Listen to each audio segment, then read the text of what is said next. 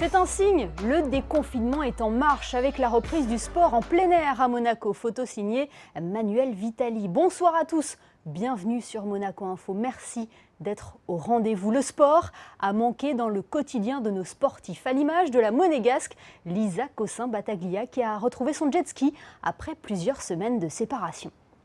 Reprise de l'entraînement post-confinement.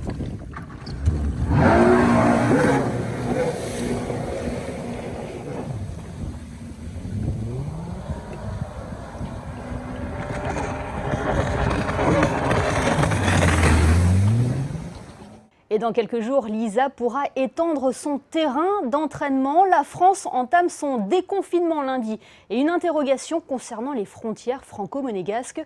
Seront-elles ouvertes ? Pourrons-nous circuler librement et sous quelles conditions ? L'ambassadeur de France à Monaco, Laurent Stefanini, nous précisera tout cela dans quelques minutes. Il s'est mis sur pause durant le confinement, mais grandement impacté par la crise sanitaire. Le tourisme est l'un des secteurs clés de l'économie d'un pays. Comment Monaco fait face à cette situation exceptionnelle ? Quelle est la stratégie de la direction du tourisme et des congrès pour séduire à nouveau la clientèle ? Nous serons avec son directeur, Guy Antonielli. Et puis le monde du sport, également touché de plein fouet par la crise. Mais cette bonne nouvelle, le sport va pouvoir reprendre dès lundi, sous certaines conditions. Une joie que nous avons partagée avec le joueur de tennis, numéro 10 mondial, le Belge David Goffin. Mais avant cela, un point sur l'info avec vous, Fabien Bonilla. Bonsoir Fabien. Bonsoir Émilie, bonsoir à tous. Nous débutons ce point info avec la reprise des opérations de relogement, que ce soit à Apolline ou à l'Hélios. Sachez que la fin des déménagements à Apolline au niveau des blocs B et des blocs D est prévue le 16 juillet. Quant à la fin des déménagements à l'Hélios, ça sera le 7 juillet pour le bloc A. Pour le bloc C, à Apolline, le début des retours, lui, est prévu à partir d'octobre 2020. Le début des retours au bloc A, toujours à Apolline, est prévu à partir d'avril 2021. En ce qui concerne l'Hélios et le bloc B, les retours s'effectueront à partir de novembre 2020 et à partir de janvier 2021 pour le bloc C. Une 7e réunion du comité mixte de suivi du Covid-19 s'est tenue au ministère d'État. Absolument, à cette occasion, le gouvernement a échangé avec les représentants du Conseil national sur les décisions prises et à prendre dans le cadre de la crise sanitaire. Le gouvernement a entamé la mise en œuvre d'un dispositif ciblé de testing avec pour objectif de tester graduellement l'ensemble de la population. Il a été constaté que les prescriptions sanitaires sont respectées par l'ensemble des commerçants qui ont repris leurs activités. Les contrôles opérés par la Sûreté publique conjointement avec la gendarmerie française à la frontière permettent de limiter les entrées en principauté. Et enfin, des échanges sont intervenus à propos de la circulation des résidents monégasques sur le territoire français. Le gouvernement princier est en contact avec les autorités françaises afin qu'une sécurité juridique suffisante soit apportée dans l'encadrement de ces déplacements dans le pays voisin. Le prochain comité mixte de suivi se réunira jeudi prochain. Vous l'avez dit Fabien, il a été question de la circulation des résidents monégasques en France lors de cette réunion. Regardez cette photo. Vous l'avez peut-être vue circuler sur les réseaux. Elle liste les frontières qui pourraient être fermées à partir de lundi. Eh bien, cette infographie diffusée sur France 2 hier a fait le buzz sur Internet et a suscité de nombreuses réactions. Pour éclaircir la situation, nous sommes avec l'ambassadeur de France à Monaco. Bonsoir Laurent Stefanini. Bonsoir madame. Une question brûle les lèvres de tous les résidents monégasques. Est-ce que l'on va pouvoir sortir de la principauté ou venir à Monaco librement à partir de lundi, le jour où la France amorce son déconfinement ? Bien sûr, nous pourrons continuer à circuler comme nous l'avons fait d'ailleurs toutes ces dernières semaines depuis le début du confinement, c'est-à-dire depuis le 14-15 mars dernier. Nous avons pu, si nous avions de bonnes raisons, continuer à circuler. C'est-à-dire que les frontaliers et les résidents de la principauté ont pu évidemment continuer à avoir leurs activités. Et de ce point de vue-là, rien ne changera à partir de lundi 11. Voilà, parce que cette infographie qui a été diffusée sur un média national a semé un petit peu le trouble dans la tête des résidents monégasques. Nous sommes en contact avec les autorités françaises. Le ministre d'État et le gouvernement princier est également en contact. Nous l'avons été ces derniers jours. Nous avons fait remonter à Paris un certain nombre d'inquiétudes sur ce paradoxe qui voudrait qu'en période de déconfinement, alors que Monaco a déjà commencé à déconfiner depuis le 4 mai et que nous, en France, nous commençons à déconfiner à partir du 11 mai, eh bien, nous nous retrouvions à être moins libres dans nos mouvements. Alors, évidemment, si je peux dire, les monégasques et les résidents en Principauté de Monaco devront se soumettre aux règles de circulation des personnes qui ont lieu sur l'ensemble du territoire français et singulièrement dans les Alpes-Maritimes. Vous parlez de ce fameux rayon de 100 km ? Exactement. Le rayon de 100 km que l'on peut quand même franchir, mais on ne peut le franchir que si on a d'excellentes raisons, c'est-à-dire des raisons soit professionnelles, soit des raisons familiales majeures. Voilà. Nous avons la chance, si je peux dire, dans le département des Alpes-Maritimes, et donc en Principauté de Monaco, d'être en zone verte, c'est-à-dire d'être dans une zone où la menace est moins forte que dans le quart nord-est de la France. Donc nous sommes un peu plus libres, si je peux dire, que dans le reste de la France, mais il n'y a aucune inquiétude à avoir, et à partir de lundi, la circulation pourra non seulement continuer, puisqu'elle n'a pas été interrompue toutes ces semaines, mais augmenter un petit peu. Laurent Stefanini, en ce 8 mai, c'est aussi un jour synonyme de déconfinement commun, on peut dire. C'est en fait l'occasion pour nous de reprendre, je dirais, un début de vie normale. Et j'ai été, en tant qu'ambassadeur de France à Monaco, très reconnaissant à la Maison de France de nous avoir accueillis et surtout très reconnaissant à toutes les autorités publiques de la Principauté d'avoir tous et toutes été présents pour commémorer le 8 mai 1945 qui est une forme de victoire. Et là, nous nous retrouvons de nouveau à entrevoir la victoire sur le coronavirus. Laurent Stefanini, ambassadeur de France à Monaco, merci pour toutes ces précisions. Merci à vous. Hier, le directeur de l'Éducation nationale, de la jeunesse et des sports, Isabelle Bonal, a dévoilé plus de détails sur la reprise de l'école lundi. La priorité, c'est la santé, a-t-elle insisté sur notre antenne. Des mesures sanitaires strictes vont être respectées dans tous les établissements à Monaco. Vanessa Dessy, vous êtes au lycée Albert Ier. Et oui, Émilie, je me trouve au lycée Albert Ier et nous allons détailler toutes les mesures mises en place avec le proviseur Pierre Cellario. Finalement, dans quelles conditions les élèves seront-ils accueillis dès ce lundi matin ? Eh bien, nous avons aménagé les locaux, c'est-à-dire qu'il y a des aménagements aussi bien matériels qu'au point de vue pédagogique, c'est-à-dire au niveau des emplois du temps. Nous utiliserons 3 entrées selon les salles où les élèves ont cours. S'ils ont cours au rez-de-chaussée, ils prendront une entrée, au premier étage une autre entrée, au deuxième étage une 3e entrée. Il n'y a pas de classe entière, de cours classe entière, mais des cours faits en groupe de, on va dire, entre 10 et 15 élèves par salle, avec la distanciation sociale. Il y aura bien entendu du gel hydroalcoolique parce que les élèves et le personnel devront se laver les mains, et il y aura le port du masque obligatoire. Pour les élèves qui l'auraient oublié, perdu ou qui ne l'auraient pas, nous fournirons à chacun d'entre eux un masque de la même façon que nous fournirons au personnel, enseignants et non enseignants, un masque. Mais il y aura à peu près 60% des enseignants qui seront présents durant toute la semaine dans l'établissement. Particularité pour le mercredi matin est réservé pour les élèves de première et de terminale pour des devoirs sur table. Ils n'ont pas cours, mais à chaque heure, toujours par demi-groupe, toujours dans des salles aménagées, pour pouvoir faire des devoirs sur table d'1 heure, surveillés par les surveillants de l'établissement, de façon à ce que les élèves puissent avoir des notes pour le 3e trimestre et ainsi consolider leurs très bons résultats qu'ils ont eus au 1er et au 2e trimestre, afin d'avoir une moyenne annuelle qui soit plus que convenable. Et sachez que seulement 130 élèves sont attendus ce lundi matin, ici, au lycée Albert Ier.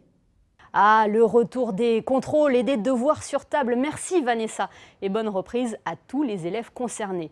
Et il y en a qui aimeraient bien reprendre une activité normale. Ce sont les professionnels du tourisme. Beaucoup d'incertitudes planent encore sur les vacances et Monaco n'échappe pas à la règle. Pour en parler, nous sommes avec le directeur du tourisme et des congrès. Bonsoir Guy Antonielli. Bonsoir Émilie. Le tourisme est en pause depuis plusieurs mois. Est-ce que vous êtes inquiet face à cette situation, une situation qui est exceptionnelle en fait? Ah, bien évidemment, nous sommes inquiets, comme tous les professionnels du tourisme dans le monde aujourd'hui. C'est une situation qui n'a jamais eu lieu. Le tourisme n'a jamais été en pause dans le monde entier en même temps. Après, c'est pas parce qu'on est en pause qu'on ne doit pas préparer l'avenir. Donc, c'est ça qui est important aujourd'hui et nous sentons réellement une dynamique de tous les intervenants pour préparer tout ce qui va pouvoir se faire dans le futur. Comment on arrive à faire face à cette situation? Dans un premier temps, ça a été un grand coup derrière la tête. Il y a eu la création d'un groupe de travail avec les hôtels, certains restaurants, le Grimaldi Forum, pour déjà œuvrer sur tout ce qui était les congrès. Parce que tous les congrès se sont arrêtés du jour au lendemain. C'est quand même plus de 30% de l'activité des hôtels aujourd'hui. Donc, il était important de leur apporter des réponses en leur proposant des dates de report plus loin dans l'année. La quasi-totalité des grands congrès de la principauté qui devaient avoir lieu en début d'année ont pu être repositionnés sur le dernier trimestre. Donc c'est rassurant, Guy Antonelli, mais là vous parlez du tourisme d'affaires, il y a aussi le tourisme de loisirs. Est-ce qu'on va pouvoir parler de vacances d'été à Monaco? Déjà, est-ce qu'on va pouvoir parler de vacances d'été tout court pour vous, pour moi, pour qui que ce soit? C'est la première inconnue, c'est de savoir quelles frontières à l'intérieur de l'espace Schengen vont être ouvertes.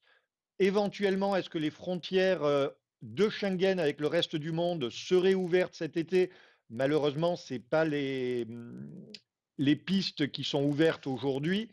Quelles compagnies aériennes seront encore en capacité de voler cet été?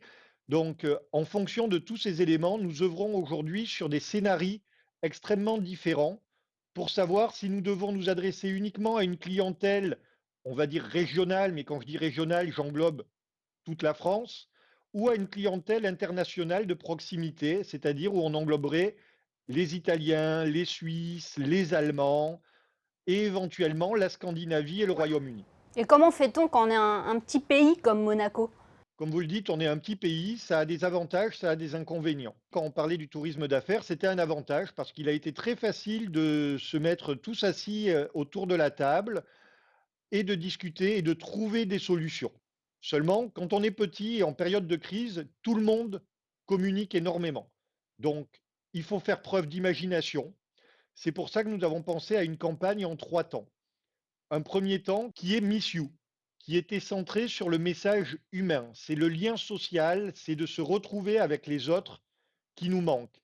Aujourd'hui, c'est ce message que vous pouvez trouver qui est diffusé sur LCI, qui va être diffusé sur BFM et CNews également. C'est une campagne qu'on promeut sur des marchés lointains aussi aux États-Unis et qui a une très très belle résonance.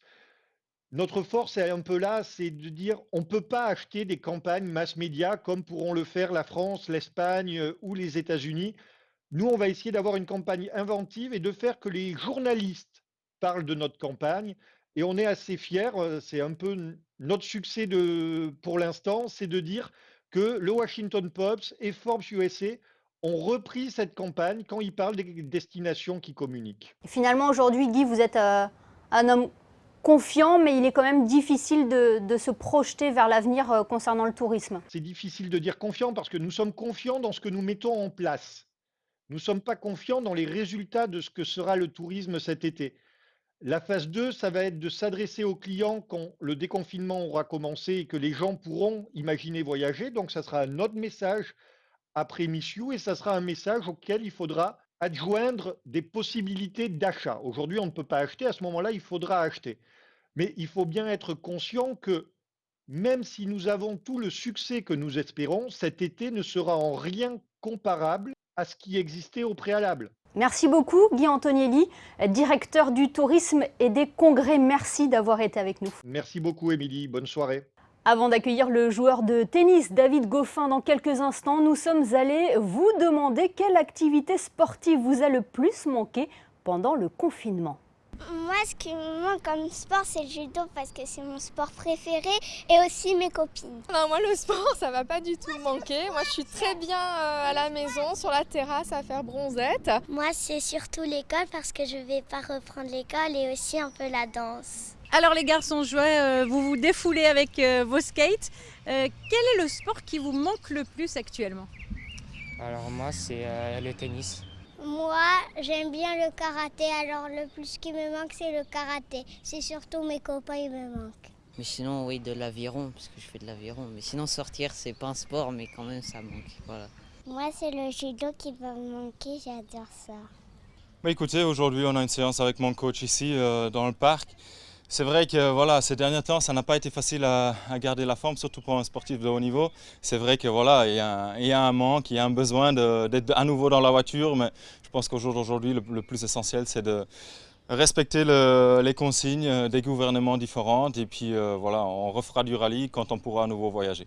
C'est le sport, c'est très bon pour la santé et pour la santé mentale. C'est super important. Ce qui manque le plus, c'est ce sentiment de liberté. Le karaté, le judo, la danse, pour certaines disciplines, par contre, il faudra encore attendre un petit peu les enfants. Mais oui, le sport est de retour dans notre quotidien pour le plus grand plaisir de Thierry Neuville, enfin sous certaines conditions. Une joie partagée par le joueur de tennis belge, numéro 10 mondial. Bonsoir David Goffin. Bonsoir. Il paraît que vous êtes apte à jouer à partir de lundi ? Oui, on est prêt. Moi, je suis prêt physiquement, je me suis entretenu, donc voilà, ça va être sympa pour taper la balle à Monaco. Comment vous êtes entretenu pendant ces plusieurs semaines de confinement ? On fait ce qu'on peut avec le matériel qu'on a un petit peu à la maison. J'essaie de faire sur quelques mètres carrés le programme que mon préparateur physique m'a concocté à l'intérieur. Donc je me suis quand même bien entretenu, j'allais courir aussi, donc je me sens quand même bien physiquement pour la reprise. Il y a un élément peut-être qui vous a manqué le plus, c'est d'avoir une raquette à la main ? Oui, ça c'est sûr. Ça m'a manqué. Ça fait plus de 7 semaines, je crois, maintenant, et où j'ai pas tapé la balle. Et c'est vrai que c'était très long et je suis impatient de pouvoir retaper la balle, d'avoir de bonnes sensations et surtout de me faire plaisir au début. Puis j'imagine qu'il y a le goût de la compétition aussi qui vous manque. Oui, c'est vrai. C'est l'adrénaline avant des matchs qu'on pouvait ressentir et puis le plaisir de décrocher une belle victoire. Tout ça, ça me manque. Et puis l'interaction avec le public et puis voyager, retrouver mes copains sur le circuit, c'est vrai que ça me manque.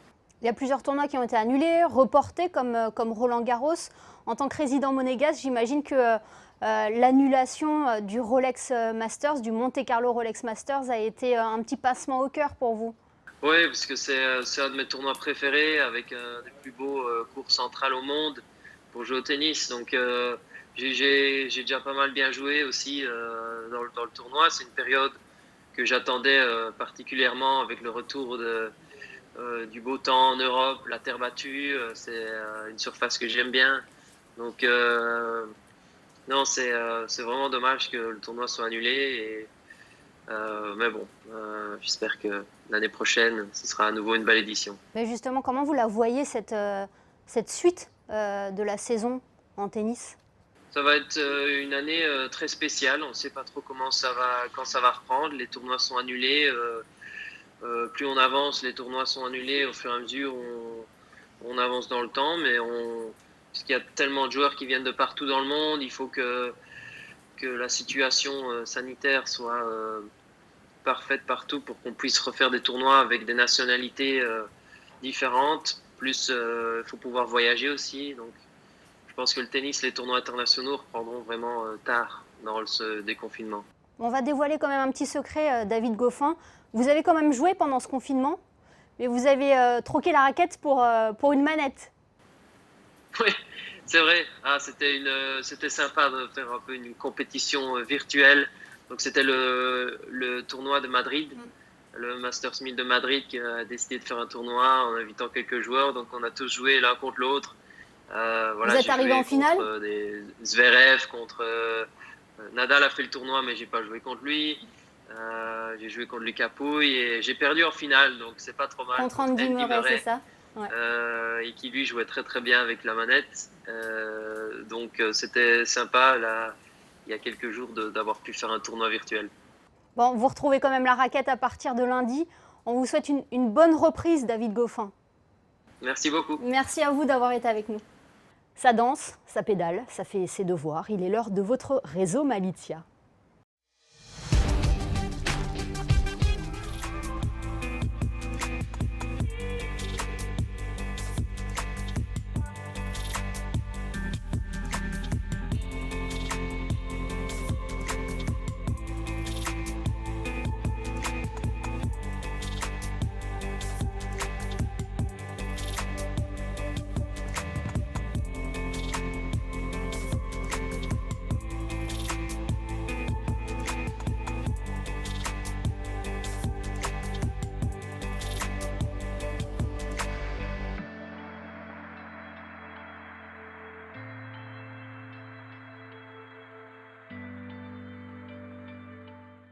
Et on rejoint Fabien Bonilla qui a encore quelques informations pratiques cette fois-ci. Et cette bonne nouvelle pour notre porte-monnaie, Fabien. Oui, il va y avoir de nouveaux tarifs dans la majorité des parkings publics à partir de lundi prochain. Le but, poursuivre l'aide au stationnement des salariés. Attention, ça ne concerne pas les abonnements. Le montant de ce tarif sera par exemple de 3,50 € pour 3 heures au lieu de 6 €. Ce tarif sera plafonné à 5 € pour la journée. Pour bénéficier de cette tarification, il convient de prendre un ticket et de ne pas utiliser sa carte self-service. Cette tarification ne s'appliquera pas à l'ensemble des parkings publics. Pour connaître les parkings concernés, vous pouvez aller sur le site www.monaco-parking au pluriel.mc. Autre information, les modalités pour se rendre à une consultation au CHPG ou à l'IM2S. Oui, si vous avez un rendez-vous, par exemple à l'IM2S, un circuit a été mis en place de façon à ce que les patients ne se croisent pas. Vous êtes pris en charge à l'accueil et on vous désinfecte les mains. Le masque est obligatoire. Au besoin, un masque vous sera fourni. L'infirmier prend la température. L'accès est interdit à tout accompagnant, sauf si le patient est mineur. Vous avez toutes les modalités que je viens de vous expliquer et même plus encore sur le site de l'IM2S. Quant au CHPG, même chose, le masque est également obligatoire. Au besoin, l'hôpital vous en fournira un. Les salles d'attente ont été reconfigurées. Plus de 40 distributeurs de gel hydroalcoolique sont à disposition. Et tout comme à l'IM2S, les mesures de distanciation sont de rigueur. Et il est demandé de venir à l'heure. Pas en retard évidemment, mais ne venez pas en avance non plus, de façon à ce qu'il y ait un minimum de personnes dans les salles d'attente. Les prises de rendez-vous ont été, à ce propos, volontairement espacées. Et pour finir, est-ce que vous avez de bonnes nouvelles à nous annoncer concernant la météo de ce week-end ? Alors si mes prévisions sont bonnes, il y aura du soleil le matin et le temps sera un peu plus couvert en début d'après-midi. Il se peut même qu'il tombe quelques gouttes en fin de soirée, mais sans certitude. Quant aux températures, elles varieront de 13 à 21 degrés. Le soleil se lèvera à 6h10 pour se coucher à 20h42. Et en ce 9 mai, nous fêterons les Saint-Pacôme. Merci Fabien et merci à vous de nous être fidèles chaque soir sur Monaco Info. Continuez de nous alimenter en témoignages, en informations, en photos, en vidéos, en rejoignant le réseau Malizia. On se quitte avec le best-of des réseaux sociaux. À demain sur Monaco Info.